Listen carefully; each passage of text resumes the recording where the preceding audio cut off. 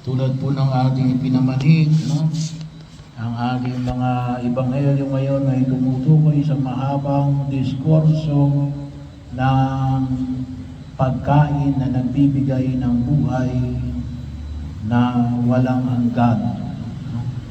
At ipinamamanig ni Jesus na alin na kinakailangang kainin natin ang pagkain na ito. Kaya po sabi nga ho natin, yung isa sa patuloy na pag-inilay natin, nasa pamagitan ng mga pagtanggap ng mga sakramento, ay doon natin higit na napapakinabangan ang patuloy na paggabay at pagliligtas ng Diyos sa atin. No? Kaya yung patuloy nating pagtanggap, lalong-lalo na yung mga sakramento na pwede nating tanggapin ng paulit-ulit. Yung sakramento ng binyag, isang beses lang. Sakramento ng kumpil, no? Bahagi yun. Kasal, well, depende kung ilang, kung mamatay kagad yung asawa niyo, pwede kayo uling magpakasal. No? Pero kalimitan ay isa lang. So, pero pwede rin na ulit. Pero yung palaging nauulit ay dalawa, no? Sa mga sakramento. Yung sakramento ng kumpisal at sakramento ng banal na komunyon. No? Yung pagkapain na lang is nangulit din yun. Pero hindi regularly. No? Hindi naman talaga palagi tayo nagkakasakit. No? Bagaman may mga ilan na mga humihingi ng pahira ng Santo Olio, no? Wala namang limitation yun. No? Pero lalong-lalo na yung sakramento ng banal na komunyon. No? So bahagi yun. Sabi nga natin, yun ay pagkilala natin kapag tayo ay tumatanggap ng komunyon every Sunday or kung tayo nagsisimba everyday, no? Yun ay maliwanag natin, yung tulad ng kaganapan ng ipinamanig sa atin sa Ebanghelyo, no? Na alin, na kumakain ito ay mabubuhay kailanman. No? Kaya nga, bahagi mo yun, no? Yung tumatanggap ng komunyon. Ibig sabihin, kapag kasi tayo tumatanggap ng komunyon, we are in the state of grace. No? Hindi dapat tayo tumanggap ng komunyon on the state of sin. Yung sabihin, tayo ay nasa estado ng grasya ng Diyos. Kaya tayo tumatanggap ng komunyon. No? Hindi dapat tayo tumatanggap kapag tayo ay nasa estado ng kasalanan. Or else, dadagdag lamang yung ating kasalanan. No?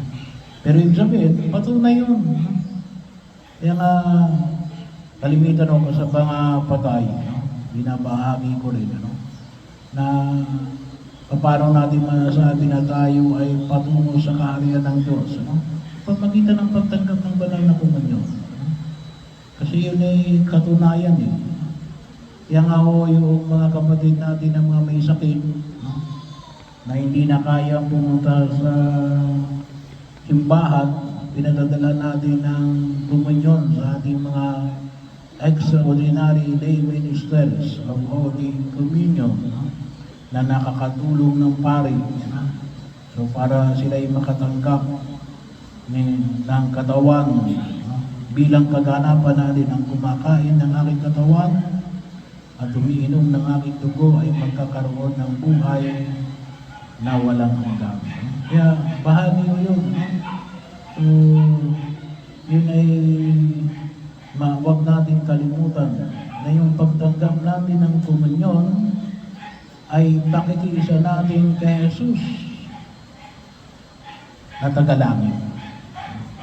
Kaya katunayan na alin, bahagi o yun. Kasi wala tayong kasalanan. Ibig sabihin, ay bahagi o na alin, tayo ay para sa buhay na walang hanggan.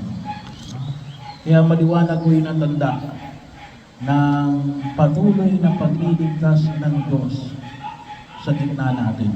Asa na, sa lahat ng mga tumatanggap ng komunyon, hindi lamang nakapag-komunyon ako, ngunit alin, sabi ko nga, ito ay pagkilos ng isang pagkilos na nakakamit natin ang buhay na walang hanggan. At of course, patuloy tayong nagpapanibago.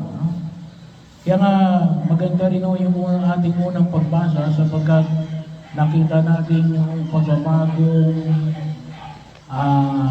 pagbabalik loob ni Saulo, na later on magiging si Pablo. So, yung famous na karanasan ng pagtawag kay Pablo sa Damascus. Saan ang Damascus? Sinang may alam kung saan ang Damascus? Walang may alam kung saan yung Damascus? May Damascus pa rin ngayon. Saan yun? Walang nakakaalala. Yun ay sa Syria, upper side ng Israel. Yun ngayon yung isa sa mga mga Houthis group, Syria. So Syria, ewan ko lang kung hanggang ngayon, ay yan ang sentro ng ang Damascus ay noong unang panahon ay sentro yan ng Syria. Ewan ko lang kung hanggang ngayon. Pero pag sinabi niyong Damascus, Syria yan. So, doon tinawag si Saulo, na later on naging Pablo, nang maliwanag na nakita niya na kung bakit niya pinag-uusig ang Panginoon. At nakita natin na din, ginabayan siya ng mga mananampalataya. Hindi pinatay. Kasi berdugo ito ng mga Kristiyano. So, bahagi na makita ko natin ay ginabayan at sabi nga dito, inalagaan at sangayon sa turo ng Espiritu Santo ay tinuruan upang higit na makita sapagkat yun yung kanyang encounter sa Damascus. Ang Panginoon ay nagpakita sa kanya sa isang pangitain na alin na nagtatanong, bakit mo ako inuusig? Tinanong siya ni San Pablo, sino po kayo? Si Yesu Cristo.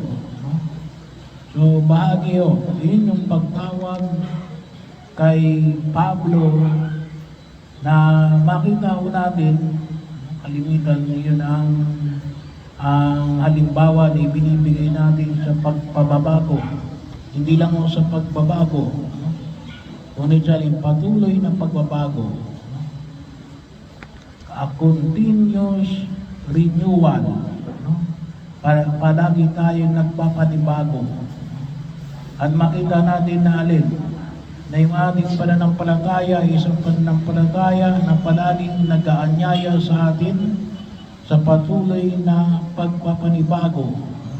Hindi naman tayo lahat ay perpekto.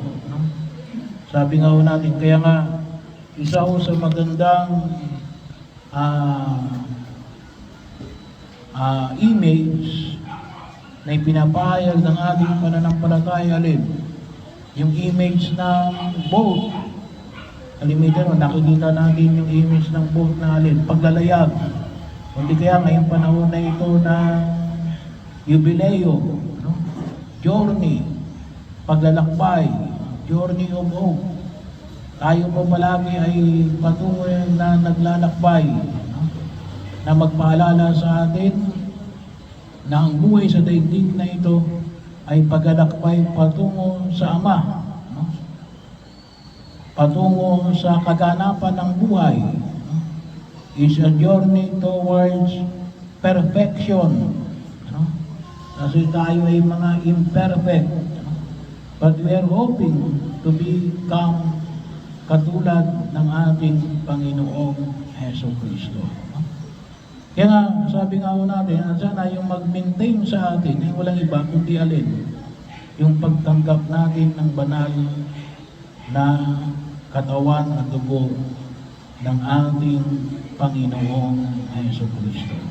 Hindi ho pwedeng pag-iwalayin yung pagtawag sa tinatawag nating patuloy na pagpapanibago at ang pakikisa natin kay Kristo bilang mga mananampalataya, bakit lalong-lalo na sa pagtanggap ng kanyang katawan at dugo.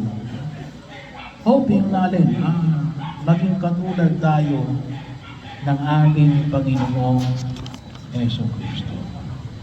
Ito yung ipanalangin natin. Ipanalangin natin sa harapan ng poong ni Kapal. Na nawa ay tayo ay palaging gabayan ng Espiritu Santo na tumatawag sa atin. Kaya nga kalimitan sinasabi na hindi pwede na katulad lang last year. Dapat masabi natin na rin, it should be better than last year. Kasi kung katulad lang tayo nung nakaraang taon, ay walang pagbabago. Hindi. Bahagi yun. Ang panawagan ng Diyos sa atin, sa pagtanggap natin ng pakikisa natin sa kanyang katawan at dugo, ay always alin? Always na nagpapahayag ng patuloy na pagpapanibago.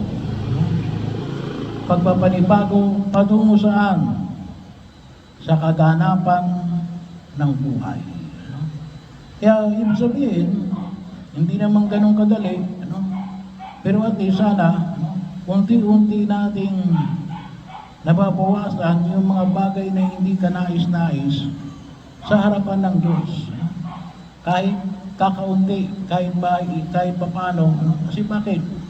At sapagkat tayo ay patuloy na tinatawagan ng buong ni Kapal.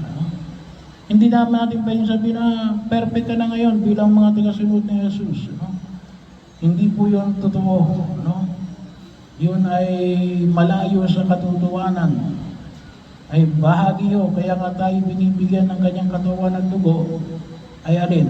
Sapagkat kailangan natin yung lakas upang ito ay higit nating makatugon upang makamit natin yung tunay na kaganapan.